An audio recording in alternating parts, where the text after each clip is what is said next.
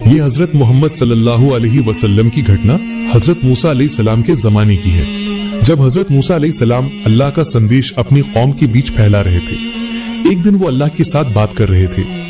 हारिसा नाम का एक सांप तब तूर पहाड़ के पास था। उसी समय महान अल्लाह ताला ने हजरत मूसा अलैहि सलाम से कहा, ए मूसा सुन लो, मैंने तुम्हें पसंद किया है और तुम्हें जैसे भेजा है वैसे ही मैं तुम्हारे बाद भी कई नबी और रसूल भेजूंगा, लेकिन आखिरी दौर में मैं एक नबी भेजूंगा जिसका नाम अहमद होगा।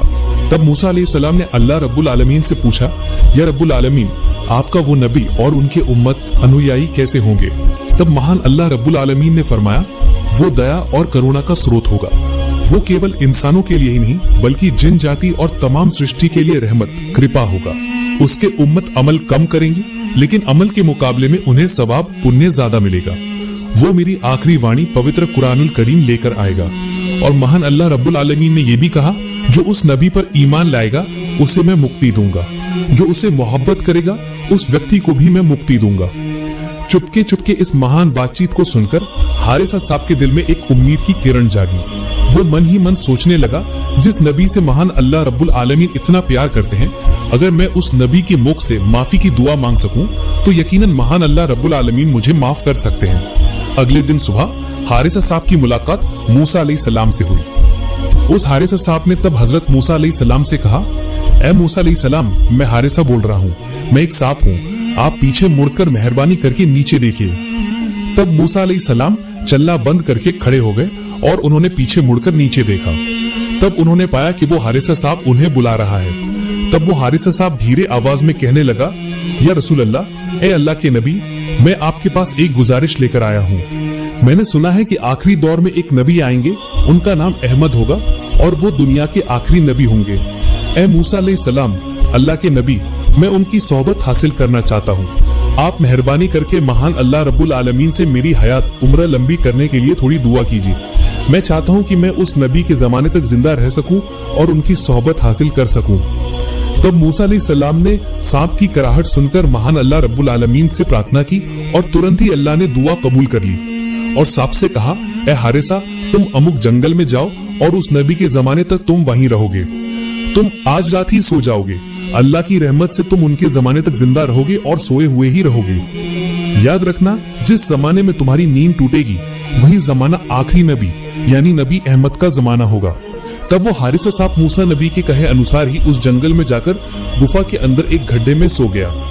साल पर साल गुजरते गए, दौर बदलते गए, राजा बदलते गए। मूसा अलैहि सलाम का जमाना भी चला गया। उसके बाद कई नबी आए और वे भी चले गए। एक समय पर हजरत मोहम्मद सल्लल्लाहु अलैहि वसल्लम का जन्म हुआ और वो धीरे धीरे बड़े होते गए। उनके बचपन किशोर अवस्था से गुजरकर उन्होंने जवानी की उम्र में नबूवत प्राप्त की। ठीक उसी समय जंगल की गहराई में स्थित उस टीले यानी छोटी पहाड़ी के अंदर हारिसा नाम के सोए हुए सांप की नींद टूट गई। ऐसा लग रहा था जैसे किसी ने उसे जगाया हो। उसका दिल भर आया। उसके अंतर्मन में एक अजीब एहसास जाग उठा कि उनके प्यारे नबी हजरत मोहम्मद सल्लल्लाहु अलैहि वसल्लम इस दुनिया में तशरीफ आ चुके हैं। लेकिन वो नहीं जानता कि जान से प्यारे रसूल अल्लाह सल्लल्लाहु अलैहि वसल्लम कहाँ रहते हैं। उसे बस इतना पता था उनका जन्म मक्का शहर में होगा। लेकिन हारिसा साहब ने और देर नहीं की। उसने एक लंबी यात्रा का रास्ता शुरू किया। रेगिस्तान की तपती रेत को पार करके पहाड़ की ढलान पर चलता रहा वो हारिसा साहब। इसी तरह करीब 6 महीने गुजर गए। हारिसा साहब अपनी छाती के बल चलकर उस अरब यानी मक्का पहुंच गया। थका हुआ, कमजोर और दुर्बल शरीर लेकर वो एक रात मक्का की गलियों में दाखिल हुआ। वो बस इतना जानता था कि नबीजी सल्लल्लाहु अलैहि वसल्लम यहाँ कहीं हैं, लेकिन किस जगह है, किस घर में है, ये हारिसा साहब नहीं जानता था। उस रात भर नबी करीम सल्लल्लाहु अलैहि वसल्लम को ढूंढते ढूंढते आखिरकार हारिसा साहब बहुत थक गया। वो उस समय अबू जहल के घर के सामने जाकर गिर पड़ा। बिना खाए पिए सफर करते करते हारिसा साहब थक गया था, इसलिए जब वो अबू जहल के घर के सामने पहुंचा तो वो और चल नहीं पाया। तब उसने आराम करने का फैसला किया और वहीं पर वो हारिसा साहब सो गया। अगले दिन सुबह जब अबू जहल घर से बाहर निकला तो उसने देखा कि उसके घर के सामने एक सांप सोया हुआ है। उस सांप को देखकर अबू जहल को बहुत गुस्सा आया। अबू जहल ने तब सांप को खतरा मानकर उसे एक लाठी लेकर मारने की कोशिश की, लेकिन अचानक एक अजीब घटना हुई। अचानक सांप ने अबू जहल को देखकर बोलना शुरू कर दिया और वो अबू जहल को देखकर कहने लगा, ए अल्लाह के बंदे, मुझे मत मारो, मैं विश्व नबी हजरत मोहम्मद सल्लल्लाहु अलैहि वसल्लम से मिलने आया हूँ। मैं मूसा के जमाने में पैदा हुआ था और उनकी दुआ से उम्र पाकर आज भी जिंदा हूँ। मैं हजरत मोहम्मद सल्लल्लाहु अलैहि वसल्लम से मिलकर यहाँ से चला जाऊंगा। मैं तुम्हारा कोई नुकसान करने नहीं आया हूँ, कृपया तुम मेरा कोई नुकसान मत करो। सांप को बात करते देख अबू जहल को बहुत आश्चर्य हुआ, लेकिन मोहम्मद का नाम सुनकर वो गुस्से से लाल हो गया और आग बबूला होने लगा। उसने चिल्लाकर अपनी पत्नी को आवाज दी, ओ मुजालिदा, तुम कहाँ हो? देखो, मोहम्मद ने मुझे मारने के लिए एक सांप भेजा है। ये एक जादुई सांप है, ये इंसानों की तरह बात भी कर सकता है। उसकी पत्नी घर से बाहर निकली और देखा अबू जहल वाकई सच कह रहा था। सांप बात कर सकता था और मुंह से मोहम्मद नबी का नाम ले रहा था। मुजालिदा एक सच्ची औरत थी। वो भले ही इस्लाम का समर्थन न करती हो, लेकिन इस्लाम के प्रति उचित श्रद्धा रखती थी। लेकिन अबू जहल की वजह से वो मुंह से कभी श्रद्धा व्यक्त भी नहीं कर पाती थी। उस समय उन्होंने अबू जहल को सांप को मारने से मना किया, लेकिन अबू जहल ने उनकी कोई बात नहीं सुनी और गुस्से से भरकर तेज आवाज में कहने लगा, ओ जादुई सांप, तुझे जरूर मोहम्मद ने मुझे मारने के लिए भेजा है। तुझे मेरे हाथ से कोई नहीं बचा सकता। आज मैं तुझे मार ही डालूंगा। ये कहकर वो सांप के शरीर पर चोट करने लगा। तब हारिसा सांप चीखने लगा, लेकिन क्रूर अबू जहल ने उसे मुक्ति नहीं दी। लेकिन सांप ने इतना दर्द सहकर भी कोई हमला नहीं किया। उसने डंक भी नहीं मारा। वो सिर्फ विनती करके कहने लगा, ए अल्लाह के बंदे, मुझे छोड़ दो। मैं तो तुम्हारा कोई नुकसान नहीं करूंगा। मैं सिर्फ हजरत मोहम्मद सल्लल्लाहु अलैहि वसल्लम से मिलकर चला जाऊंगा। लेकिन क्रूर अबू जहल ने उसकी कोई बात नहीं सुनी। सांप को एक समय पर मारते मारते अधमरा करके एक पिंजरे में कैद कर दिया।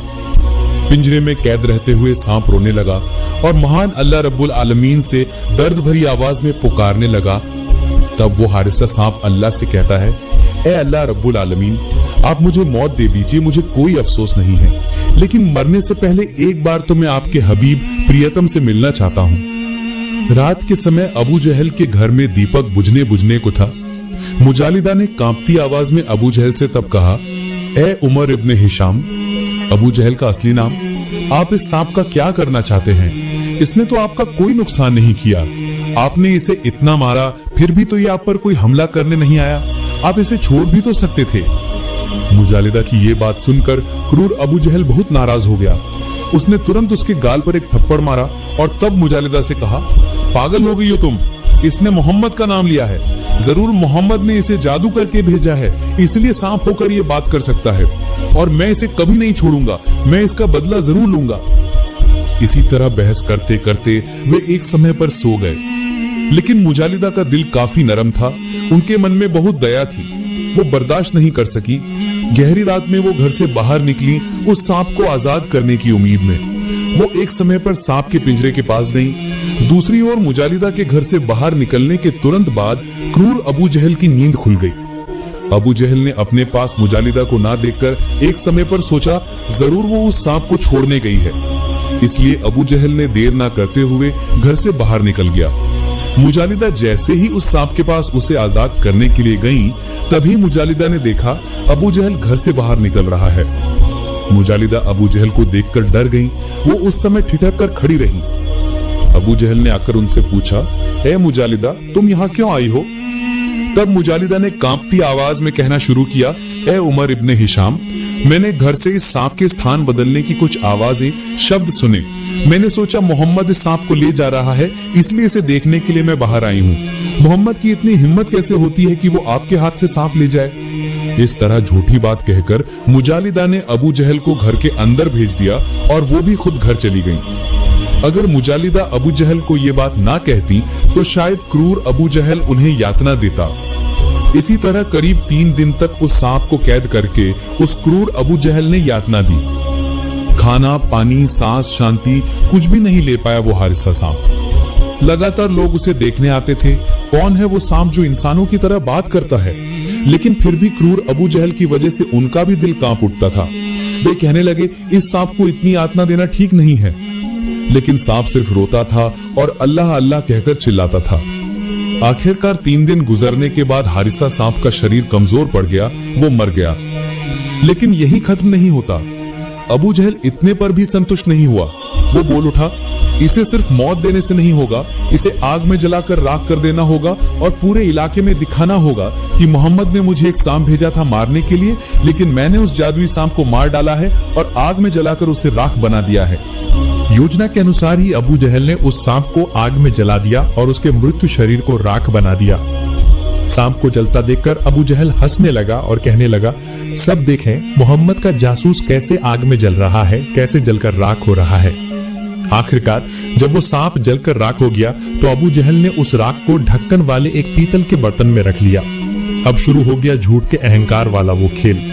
अबू जहल उस राख भरे बर्तन को लेकर पूरे मक्का की गलियों में घूमने लगा और लोगों को इकट्ठा करके कहने लगा, ऐ लोगों देखो, मोहम्मद ने मुझे मारने के लिए एक जादूगर सांप भेजा था। वो इंसानों की तरह बात कर सकता था, वो मुझे मारने आया था और मुझ पर हमला किया था, लेकिन वो मुझे मार नहीं सका, मेरा कोई नुकसान भी नहीं कर सका, उल्टा मैंने उसे मारकर आग में जलाकर राख बना दिया है। इस मामले में मोहम्मद भी मेरा कोई नुकसान नहीं कर सका। लोग हैरान आंखों से अबू जहल की ओर देखते रहे। कोई भ्रमित हुआ, कोई जिज्ञासु हुआ तो कोई भयभीत। अबू जहल के चेहरे पर तब जीत की हंसी थी। वो मन ही मन सोच रहा था उसने कोई जादुई चीज जीत ली है। लेकिन अबू जहल नहीं जानता कि राख के नीचे अल्लाह की कुदरत छिपी हुई है। पूरी पृथ्वी उस समय रो रही थी, आसमान के फरिश्ते भी उस समय रो रहे थे, क्योंकि उन्होंने हारिसा की ईमानी शक्ति और उसकी तितिक्षा यानी सहनशीलता और उसके पाप मोचन की कामना में चुपचाप बहने वाले आंसू देखे थे। लोगों के बीच भाषण देकर अबू जहल शांत नहीं हुआ। वो घर घर जाकर सबको कहने लगा, ऐ लोगों देख लो, मोहम्मद ने मुझे मारने के लिए एक सांप भेजा था, मैंने उसे मारकर आग में जलाकर राख बना दिया है। तुम लोग कोई भी मोहम्मद की बातों पर विश्वास नहीं करना, वो जरूर जादूगर और गुमराह है। नाउजुबिल्लाह मिन जालिक। अबू जहल इसके बाद एक और घर जाता है और वहां जाकर भी उन्हें उस राख के बर्तन को दिखाकर ऐसे ही कहता रहता है। मक्का की कोई गली अबू जहल ने नहीं छोड़ी, जिसे सामने पाया उसे ही वो बर्तन दिखाकर ऐसे ही उल्टी सीधी बातें कहने लगा। आखिरकार वो एक मान्यवर व्यक्ति के पास पहुंचा जिसकी उम्र थोड़ी ज्यादा थी, एक बुजुर्ग टाइप के थे। उनके सामने जाकर अबू जहल ने वही पिछली बातें कही। ऐ व्यक्ति सुन लो, मोहम्मद ने मेरे पास एक जादुई सांप भेजा था। सांप बात कर सकता था और मुझे नुकसान पहुंचाना चाहता था, लेकिन मैंने उसे वो मौका नहीं दिया। मैंने उसे मार डाला है और आग में जलाकर राख बना दिया है। इस बर्तन के अंदर वो राख है, आप लोग कृपया मोहम्मद की कोई बात नहीं सुनना। अबू जहल की बात सुनकर वो व्यक्ति कहने लगे, ऐ उमर इब्ने हिशाम, तुम्हें इस बात पर शर्म आनी चाहिए। सांप बात कर सकता था या नहीं मैं नहीं जानता, लेकिन तुमने एक बेजुबान जानवर पर अत्याचार किया है, क्रूरता से उसे आग में जलाकर तुमने राख बना दिया है और फिर इतनी बड़ी बड़ी बातें कर रहे हो। जरूर तुम्हें इस बात पर शर्म आनी चाहिए। तुम मोहम्मद के पास जाओ और उनसे जाकर पूछो क्या उन्होंने सचमुच इस सांप को तुम्हारे पास भेजा था जैसा कि अबू जहल कह रहा था, या इससे कोई अलग बात थी। अबू जहल ने उनकी बात का उत्तर दिया, अच्छा ठीक है, कल सुबह ही मैं मोहम्मद से मिलूंगा। इसके बाद अबू जहल नबी करीम सल्लल्लाहु अलैहि वसल्लम के पास जाता है। उनके आसपास लोगों की बहुत भीड़ थी। सब देखना चाह रहे थे इस सांप के बारे में मोहम्मद क्या करना चाहते हैं। क्या मोहम्मद ने वास्तव में अबू जहल के पास इस सांप को भेजा था जैसा कि अबू जहल कह रहा था, या इससे कोई अलग बात थी। अबू जहल सबके सामने खड़ा है। अबू जहल के सामने नबी करीम सल्लल्लाहु अलैहि वसल्लम खड़े हैं, उनके पीछे कुछ सहाबी साथी खड़े हैं। अबू जहल ने पूछा, ऐ मोहम्मद बताओ तो मेरे हाथ में क्या है। नबी करीम सल्लल्लाहु अलैहि वसल्लम ने फरमाया, ऐ उमर इब्ने हिशाम, आपके हाथ में तो एक पीतल का बर्तन है जो लाल कपड़े से ढका हुआ है, लेकिन इसके अंदर क्या है वो मैं नहीं जानता। तब अबू जहल हंसने लगा और कहने लगा, ऐ लोगों सब देखो, मोहम्मद अक्सर भविष्यवाणी करता है, भविष्य में ये होगा, भविष्य में वो होगा, लेकिन उसकी आंखों के सामने रखे बर्तन में क्या है वो ये नहीं बता सकता, तो फिर वो कैसा नबी है। अबू जहल की बात के जवाब में नबी करीम सल्लल्लाहु अलैहि वसल्लम बोल उठे, ऐ उमर इब्ने हिशाम, मैं कोई भविष्यवक्ता नहीं हूँ और ना ही मुझे आने वाले कल के बारे में कोई ज्ञान है। अल्लाह की तरफ से मुझे जो बताया जाता है मैं वही तुम लोगों के सामने व्यक्त करता हूँ। मैं उसमें ना कुछ कम करता हूँ ना कुछ बढ़ाता हूँ और ना ही अपनी तरफ से कुछ कहता हूँ। तब अबू जहल और जोर से हंसने लगा और कहा, ऐ मोहम्मद, तुम हमें मौत के बाद की बातें बताते हो। मौत के बाद हमें जहन्नम में जाना होगा, हश्र होगा, तो फिर इस बर्तन के अंदर क्या है वो बताकर दिखाओ। अगर तुम बता सकते हो तो मैं ईमान ले आऊंगा। अबू जहल की इस बात के बाद नबी करीम सल्लल्लाहु अलैहि वसल्लम ने कुछ देर के लिए सिर झुका लिया। फिर उन्होंने सिर उठाया और आसमान की ओर देखा। फिर वो प्रार्थना करने लगे और कहने लगे, या रब्बुल आलमीन, अगर आप चाहें तो मौत को जिंदगी दे सकते हैं और अगर आप चाहें तो जिंदगी को मौत दे सकते हैं। आपके हुक्म के बिना कुछ भी संभव नहीं है। पेड़ का एक पत्ता भी आपकी इजाजत के बिना नहीं हिलता। इस पीतल के बर्तन के अंदर क्या है मैं वो नहीं जानता। मेहरबानी करके आप इसके अंदर की चीज को प्राण लौटा दीजिए ताकि वो खुद गवाही दे सके कि अल्लाह एक है, उसका कोई शरीक नहीं है। नबी जी की ये प्रार्थना करते ही अंदर से सांप बोल उठा और बोला, लब्बैक या रसूल अल्लाह, अल्लाह के सिवा कोई माबूद नहीं है, अल्लाहु अकबर। ये बात कहते ही अबू जहल डर गया और उस बर्तन को हाथ से गिरा दिया। उसी वक्त उसका ढक्कन खुल गया और सांप बाहर निकल आया। तब सांप ने नबी जी को देखकर रोना शुरू कर दिया। उसकी आंखों के किनारे आंसू चमकने लगे और तब उसने नबी जी को देखकर कहना शुरू किया, या रसूल अल्लाह, मैं गवाही देता हूँ आप अल्लाह ताला के बंदे और उसके भेजे हुए रसूल हैं। अल्लाह ताला का कोई शरीक नहीं है। दूसरी ओर अबू जहल चीख उठा और कहने लगा, ऐ मोहम्मद, ये जरूर तुम्हारा जादू है। बर्तन के अंदर ये सांप राख की हालत में था। मैंने अपने हाथों से इसे आग में जलाया था। जरूर तुमने जादू करके इसे वापस जिंदा कर दिया है। तुम यकीनन एक खुले जादूगर हो। अबू जहल की बात का जवाब सांप ने खुद दिया और सांप ने तब अबू जहल से कहा, ए उमर इब्न हिशाम, सुन लो, अल्लाह रब्बुल आलमीन ने खुद मुझे प्राण लौटाए हैं। इसमें मोहम्मद सल्लल्लाहु अलैहि वसल्लम का कोई हाथ नहीं है। उन्होंने तो सिर्फ दुआ की है। वो यकीनन कोई जादूगर नहीं है। आसपास के लोग जोर से बोल उठे, अल्लाहु अकबर, ये जरूर कोई जादू नहीं है, ये अल्लाह रब्बुल आलमीन की खुली कुदरत है। तब नबी करीम सल्लल्लाहु अलैहि वसल्लम ने सांप से पूछा, ऐ सांप, तुम्हारा नाम क्या है? तुम कहां से आए हो और मेरे पास तुम क्यों आए हो? तब सांप ने एक एक करके सब कुछ बताया। या रसूल अल्लाह, मेरा नाम हारिसा है।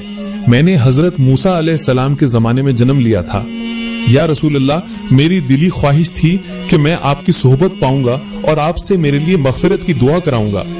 इसलिए मैंने हजरत मूसा अलैहिस्सलाम से उम्र लंबी करने की दुआ मांगी और जब उन्होंने अल्लाह से दुआ की तो अल्लाह ने मेरी उम्र लंबी कर दी। मैं उनके जमाने से आपके जमाने तक सोया हुआ था, लेकिन मक्का में मुझे नहीं पता था आप कहाँ रहते हैं, जिसके लिए मक्का आकर मैं बहुत घूमा। आखिरकार मैं थक गया और इस आदमी के घर के सामने सो गया। इस आदमी ने जब ही मुझे देखा वो मुझे तब मारने आया, लेकिन मैंने उसे मना किया। मैंने उससे माफी मांगी, लेकिन उसने जब ही मेरे मुंह से आपका नाम सुना वो मुझ पर हमलावर हो गया। मुझे बहुत चोट पहुंचाता रहा, बहुत अत्याचार करता रहा, मुझे पिंजरे में भी कैद कर दिया। मैंने उससे बार बार कहा मुझे छोड़ दे, बहुत विनती भी की, लेकिन उसने मुझे तब नहीं छोड़ा। आखिरकार उसने मुझे मारकर आग में जलाकर राख बना दिया।